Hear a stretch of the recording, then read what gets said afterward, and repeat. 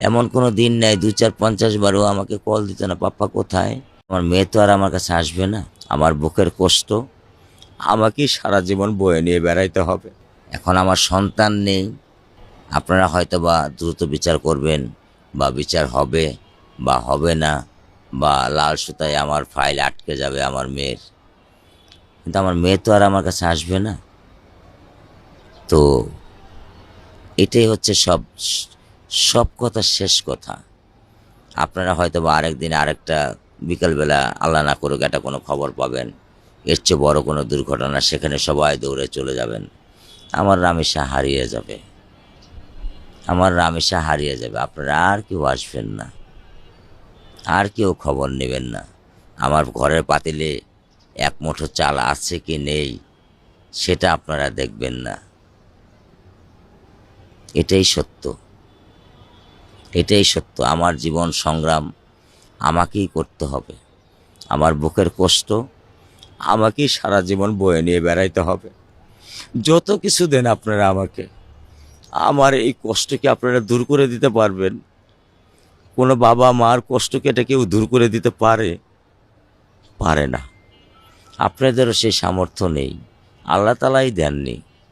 তাহলে আপনারা আমাকে কি দিবেন বলেন?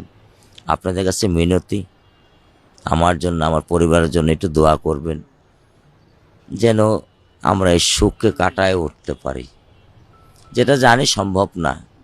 কারণ সকাল থেকে এ পর্যন্ত আমার বড় মেয়েকে আমি 50 বার ডাক দিচ্ছি রামিসা বলে, একবারও মুখ থেকে আমার রাইসা বের হয়নি।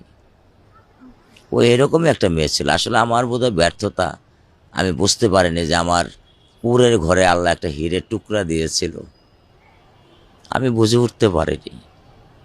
আর সাধারণত এরা হয়তো বা ক্ষণজন্মাই হয়। ওর বিহেভিয়ারের কথা যদি বলি, আপনি বিশ্বাস করবেন না। ওর তো 8 বছর 7 বছর বয়সে ওর মা যেদিন বলতো বাবা আমার শরীরটা খারাপ, ও বেসিনে যেয়ে থাল ধুত, ও ঘর ঝাড়ু দিত, আমার মাথা টিপে দিত, আমার শরীর পাড়িয়ে দিত।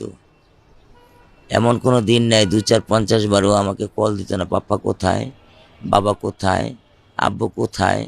কারণ আমি আসলে ওটা নিচে নামবে, আমি আসলে ওটা নিচে নামবে, আমার সাথে একটু ঘুরবে।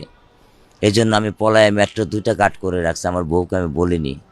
অনেক সময় আমি ওকে ওদিক দিয়ে দিয়ে বাড়ি নিয়ে চলে যেতাম, ও খুব খুশি হতো, ও খুব স্বাস্থ্য পছন্দ করত। আর আমি জানি না সব বাবা মার কাছেই সব সন্তান সুন্দর, কিন্তু মার্শাল্লাহ আমার রামেশার মতো কয়টা রামেশা এই ঢাকার শহরে আছে আমি জানি না। যেটা সবচেয়ে বড় কথা আমার কাছে খুব অবাক করেছে, আমরা জানতাম যে পুলিশ চাইলে অনেক কিছু করতে পারে, সেটা নজির আমার মেয়ের ব্যাপারে আমি দেখেছি। আমি এটা অস্বীকার করব না।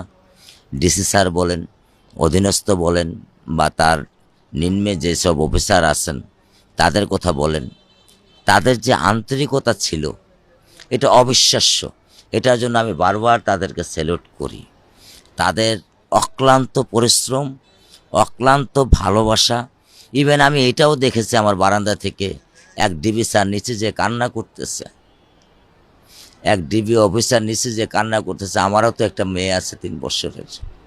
তো এই যে তাদের ভালোবাসা, এই ঋণ শোধ করবার ক্ষমতা আমার নেই। আমি একজন খুব সাপোসা মানুষ, সাধারণ বাংলাদেশের একজন জনগণ, কিন্তু তারা আমাদেরকে যা দিয়েছেন, আমার পরিবারকে যা দিয়েছেন, আমি এটা দীর্ঘদিন আমি স্মরণ রাখব। আমি তাদের কাছে কৃতজ্ঞ, বাংলাদেশের প্রশাসনের কাছে, বাংলাদেশের পুলিশ প্রশাসনের কাছে। কে কি বললো আমার আসে যায় না, কিন্তু আমি যেটা পেয়েছি আমি কৃতজ্ঞতা চিত্তে তাদেরকে